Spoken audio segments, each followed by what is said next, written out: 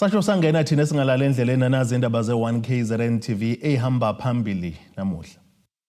Sizobuya kuleli ngelizayo isidumbu senxusa la kuleli. ICOSATU izobhunga noNdunankulu kanti ukukhuthazwa izisulu ngokuphumela obala.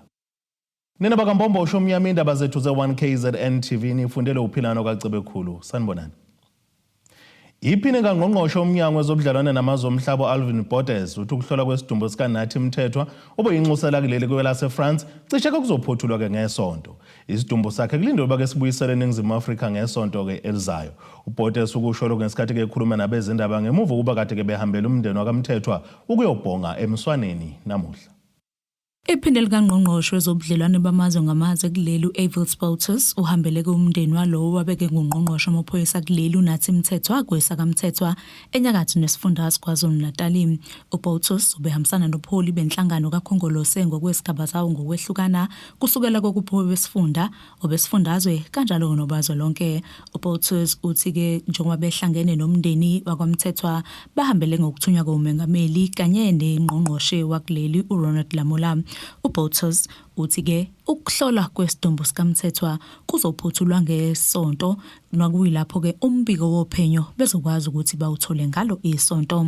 The police in France are in the process of concluding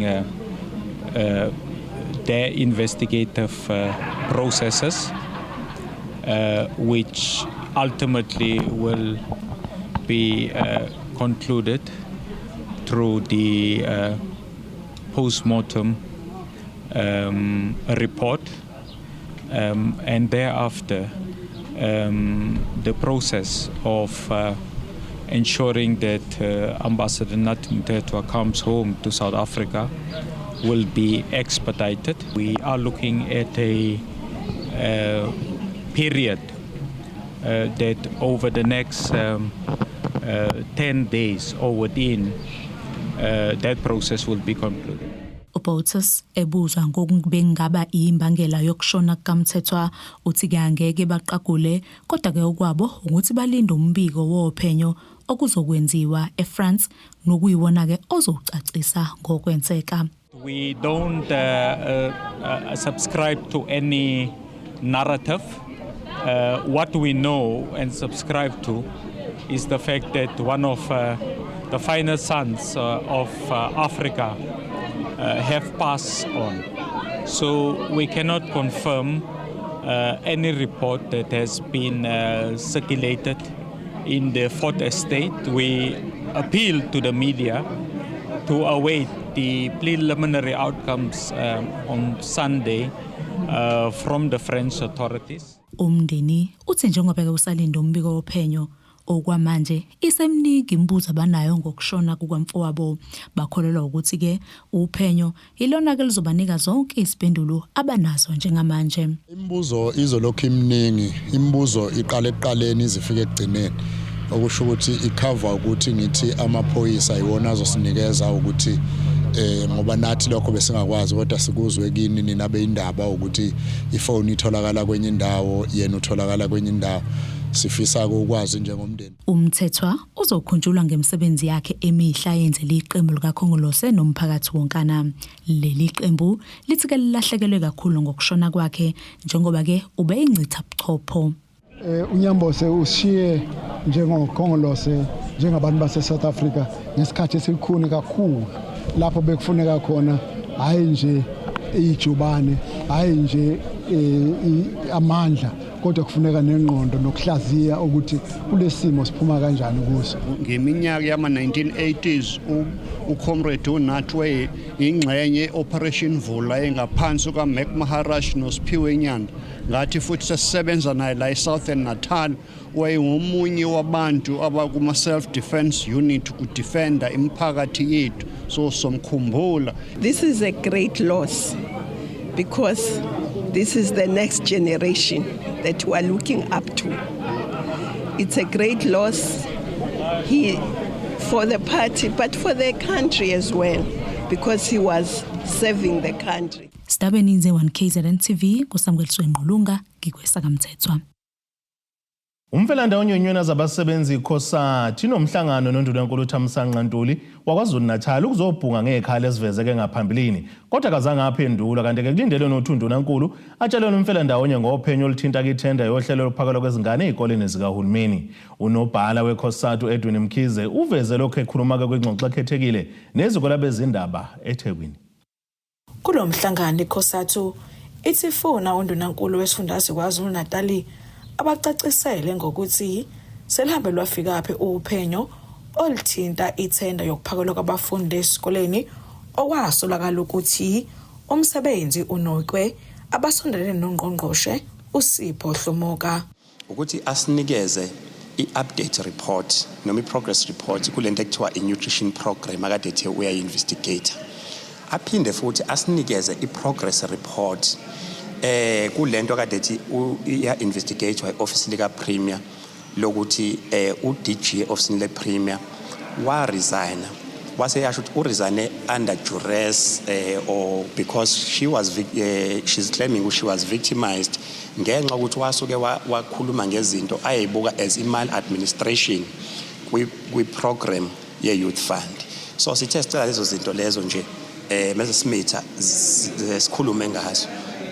Asisho ke shem ukuthi cha impendulo sitholile from office of the Premier meeting izohlala ngomhla ka2. Lo mfelandawonye uphinde waphawula ngobufakazi obusathuliwe kwikomishana kaMadlanga eqhubeka ePitoli eGoli. Izinto eqhamuka kwiCommission kaMadlanga eningi zivusa uhlevana. Uma umhlali wase South Africa ocabanga ngendlela straight nangendlela eqondile uzothuka ezinye zezinto ezivela kwiCommission kaMadlanga. Kodwa ke enye into esiyithanda ngeCommission yaMadlanga ukuthi wonke umuntu okhuluma lapha ukhuluma into efungeliwe. Ekugcineni kuzofika ukuthi bonke zilalelwe inhlangothi zabo. Bese iCommission yaMadlanga ikhiphe ukuthi yini ekuyiyona yona ekugcineni. Kulonyaka ikhosatu kuzothi ngoDisemba ibungaze iminyaka engu40 yasungulwa. Lo mgubho akufanele kube umgubho nje la ukuthi kuyajatshulwa. Kodwa fanele sibheke emuva la siqhamuka khona. Imisebenzi ikhosati eyenzile kuba ingxenye emzabalazo ukukhulula abantu bakuleliso.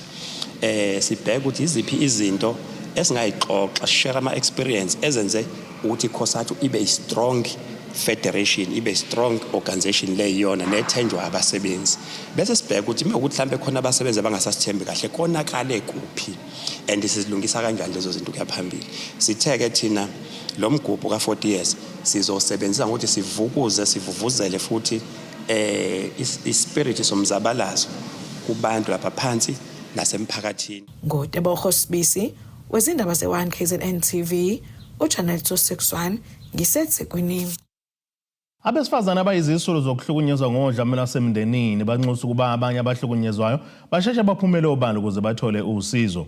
Labo basho kanjena ke behlangane nephini kaNgqongqoshe zombuwa phansi kanjalo noWoyela uPhumzile Mgcina kanti kumgcino behambele kwindawo yaseMaqonqo eMkhambathini ngaseMgungundlovu lapho bethula khona ke inhlelo zokufukula umnotho waphinde wahlangana ke nezisulu zokuhlukunyezwa ngokodlame lwasemndenini. Iphini likaNgqongqoshe eminyangweni wezombiwa phansi kanye noWoyela uPhumzile Mgcina uthi kokuphula umthetho ukuzimbela inhlabathi ngaphandle kwemvume. Usho kanje ngesikhathi ehlangene nomphakathi waseMaqonqo eMkhambathini. Asigcine kuphela ke ngokuthi silekelele abamayina amalahle. Khona lento ekuthiwa isand mining. Sesibone kakhulukazi endaweni esemakhaya ngasemfuleni abantu begubha inhlabathi beboshwe yonke leyo nto ngoba kusuke kungekho emthethweni konke kungaphansi kubhilonga ku-state for abantu asuke bephila kuleyo ndawo. So ingakho sayisinikeze i-license. So part of the thing sizosichaza namhlanje ukuthi nalabo abafisayo ukuthi bamine isand mining bakwazi ukuthola izimvume. Umbuzo uthi ke zitholakala kanjani imvume? Sikhona idepartment ikhona izochaza ukuthi how to apply to have a permit so that uzokwazi ukuthi umine kuleyo ndawo ngoba yizinye zeinkinga sayisibhekane nazo masifika endaweni amakhosi esichazela ukuthi abantu bagubha inhlabathi ngongemthetho. Kokunye umgcina akhulume ngakho amathubo somabhizinisi abangasizakala ngawo kulomnyango. Sine team eqhamuka eKZN plan yonke ekhona ezochaza ngedepartment ukuthi senzani kanti futhi iziphi izinto sinazo ukulekelela abantu abasha. Sinama fundings akhona, sinama bursaries akhona, kodwa namhlanje bakhona ukuzochaza. Sizophinde futhi interact nomphakathi lapho ezobe sibuza wona uzobubuza kubantu ade bepresenta izinto abangazwanga kahle. Kanti uphinde wathinta udaba lokuhlukunyezwa kwabesifazane nezingane. Wona wonke ama-NGOs and NPOs adila nabantu abahlukumezekile noma abama-victim, sithe masibameme babe khona bezokwazi ukubalalela. Nalaba sebesizakele mababe khona bezokwazi ukuthi bakhulume ngokusizakala kwabo working with those NGOs and private sector. So namhlanje ke sithe abafike babe khona nabo bazolalela, nalaba basizakele babe khona ukushare information nalaba basafisa ukuthi basizakale. Izisulu zokuhlukunyezwa esixwayise abanye abasesimene esifanayo zaphinde zanxusa ukuxhasa emabhizinisini azo. Kodwa mina egcineni ngibonile ukuthi egcineni lezi ingane zami ziyalimala. Egcineni mina ngingahamba ngidlule emhlabeni ngishiye lezi ingane. Egcineni impilo yazo ayizobabikho. So ngifuna ukutshela omunye umuntu wesimama ukuthi ungahlala entweni engahlaleki ngoba egcineni ufuna ucabangela impilo yakho, ucabangela izingane zakho ngoba akusizi lokuthiwa hlala ngoba nezingane ziyalimala. So njengamanje ngikwi-divorce sibheke emaphethelweni nayo nje ngizibona ngikhululekile okunokuhlala nomuntu endlini uthukile usaba. Ke nginekhono lokuluka nokwenza inzipho, ngiyabhaka, Lifeline ungifundisile ke nokubhaka, siyabhaka and siyawenza ke nezinto zokucleana nje kuningi abasifundise khona kumanje nje besicela uxhaso mhlawumbe ngabe kukhona uxhaso lingaba khona. Ezindabeni ze1KZN TV ngu-Ayanda Dube ngisemaqonqa emkhambathini. Asithi ishelele itolweni nebesolo siyabuya futhi nezinye zindaba.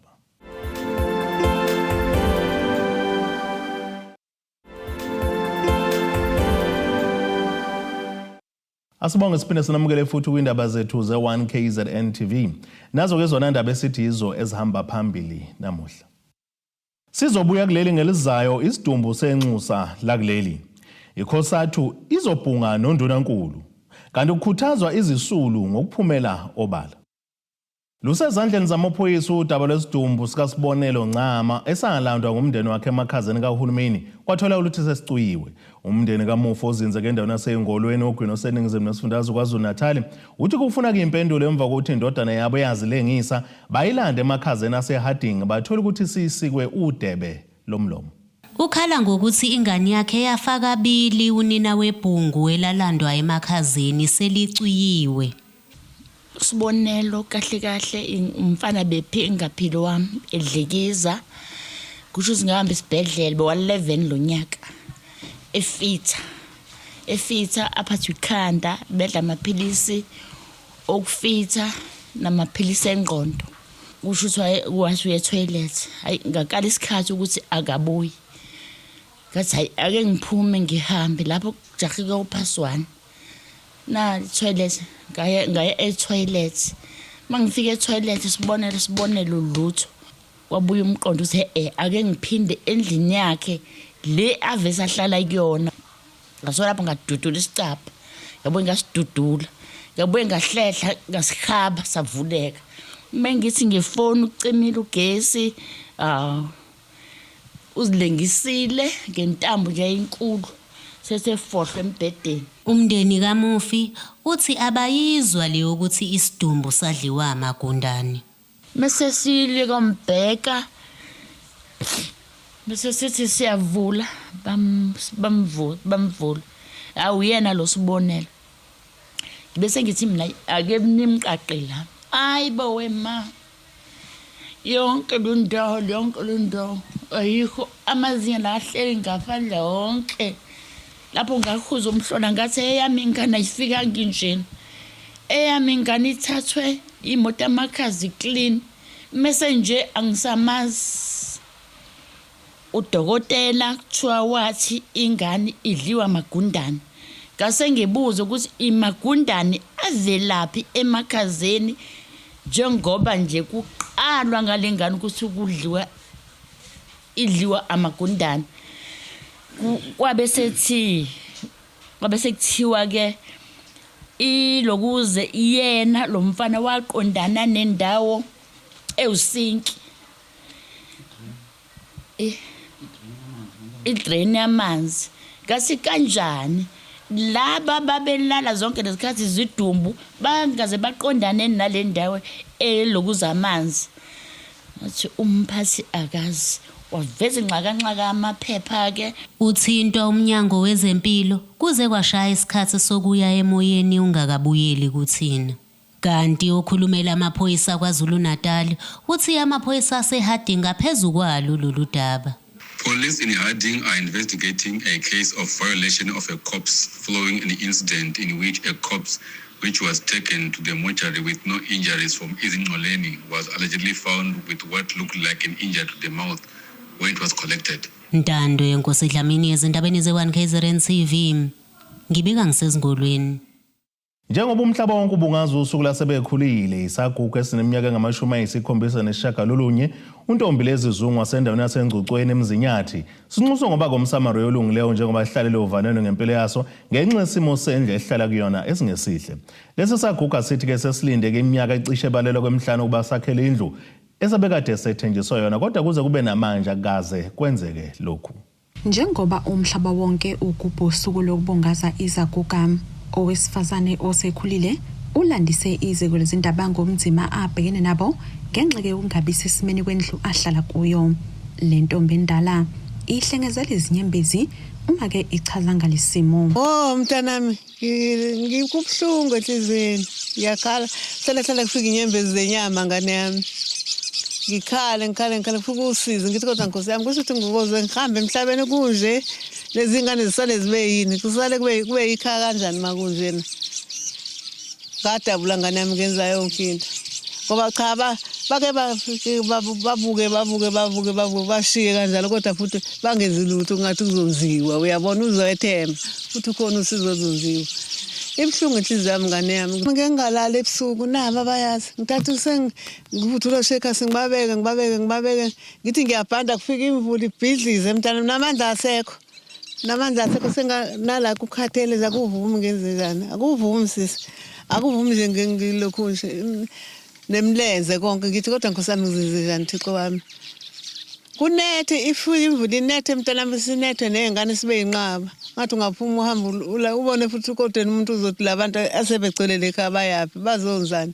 Ngokuthola kweziko lezindaba lo mdeni okhungethwe usizi njengoba ke bephila ngemali yempesheni wehlelwa umshophi wokusha kwezindlu nokuyikho ke okwadalele izinkinga. Kwakunezindlu la ekhaya mhlambe ezu4 kwaba nenkinga ukuthi ezu2 ziyasha shuthi mayishile kufanele kubikwe kulabantu ba-ANC ukuthi icela abasize ngendlela thize bangasiza ngayo.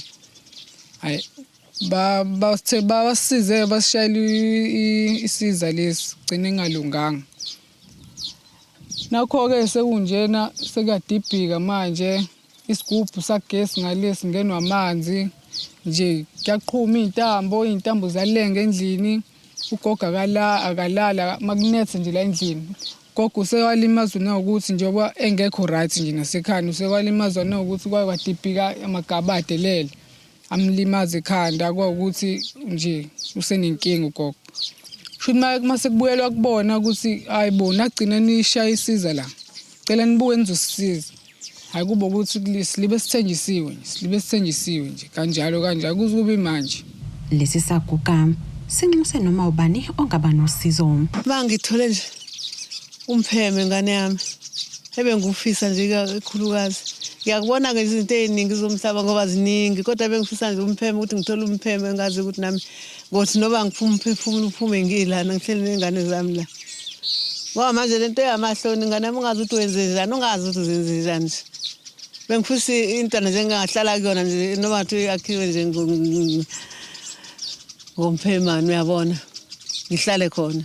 Sengilinde kakhulu ngilindile mntanami inhliziyo zami ibuhlungu.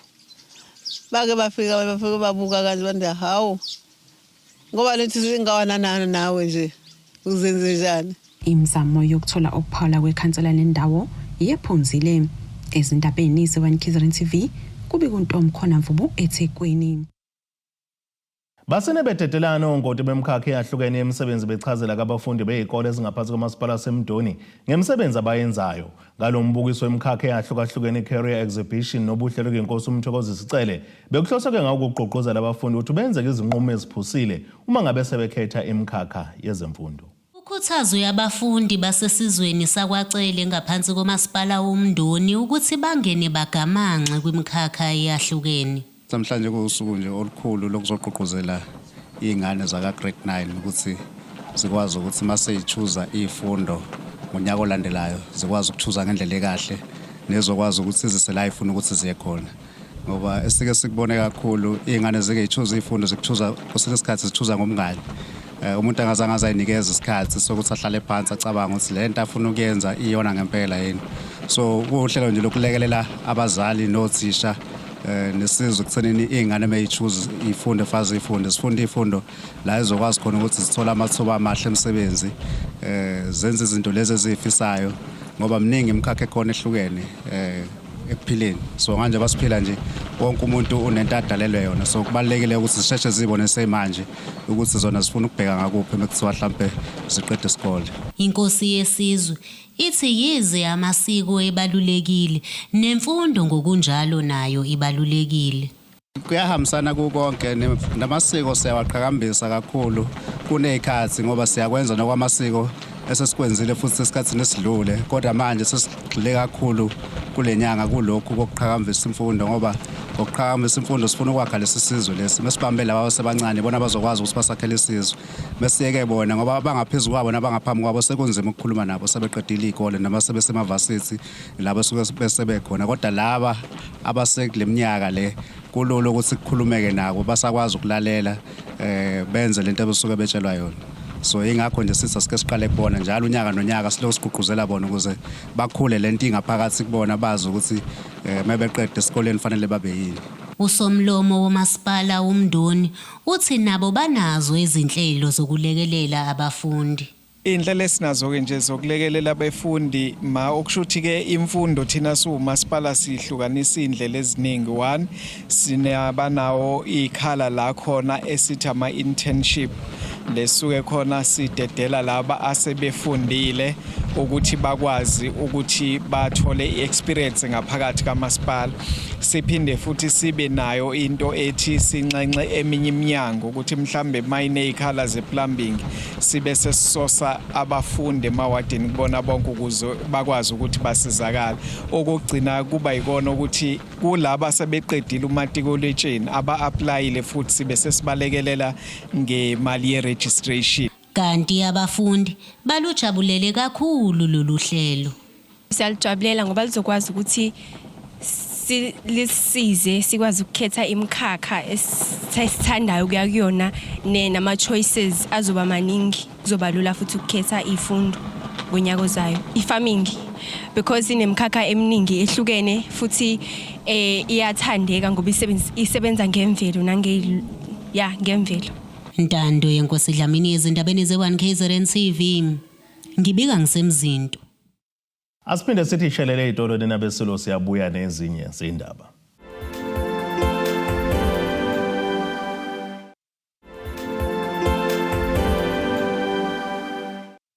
Asibonge siphinde sinamukele futhi kwindaba zethu ze1KZN TV. Nazi ihlokwana zethu ehamba phambili namuhla. Sizobuya kuleli ngelizayo isidumbu senxusa la kuleli. ICOSATU izobhunga noNdunankulu kanti ukukhuthazwa izisulu ngokuphumela obala. Ake sibheke enkosini yezomnotho. Iranda kuleli ngu-17.20 kuyidola laseMelika libe ngu-23.21 maqhathiswa nopondo waseBrithani libe ngu-20.21 maqhathiswa ne-euro yase-Europe. Intengo yegolide yona ngu-$3,873 5 cents ounce uthi intengo yalo ngahluziwe yona ube ngu-$65 35 cents umphongolo. Ake sibheke enkosini yezemidlalo. Qeqesho Bafana Hugo Bros uselimemezele kwiqembu lesizwe ezodlala imidlalo emibili yokugcina yokuhlungela kwimidlalo endebe yomhlaba ka-2026. Le midlalo ngozokuba useMoses Mabhida Stadium bedlala neZimbabwe kanye nozokuba seMbombela lapho ezobetholela khona phezulu neqembu lesizwe laseRwanda ngenyanga ezayo. Selilonke iqembu limi kanjena. Konozinto Ronwen Williams, Ricardo Goss noSipho Cheney. Kubadlali basemuva Malibongwe Khoza, uKhuliso Mdawu oPrimo Diba, Khuluma Ndamane, Mbekezeli Mbokazi, Thabang Maduluti, Samkelo Kabini noNkosinathi Sibisi kuvale noSiphephelo wakasithole. Kanti kubadlali basesiswini khona uTebogo Mkwena, Bathus Obas, Talente Mbatha, Thapelo Mrena, Oswina Police kanye noSipho Mbule. Kanti ke kubagadli khona Ihram Raines, Lady Foster, Tsepang Moraine, Mohau Nkotha noRelebogile Mfukeng. Akasibheka nasesimo sezulu esingalindeleka.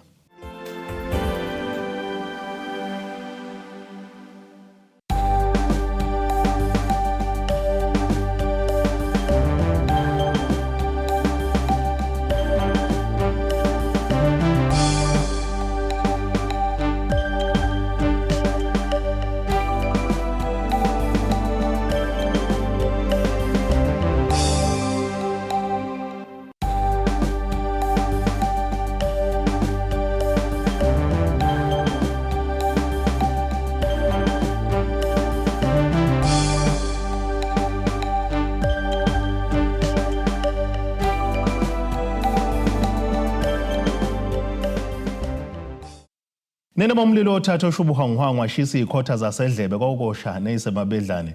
Okamzimba umntwana nethemba lonke le indaba sithi khumu. Abethuli bethu bezindaba baxhaswe iThulis Bayview Bridal. Ungabashayela kulezi zinombolo ezivelile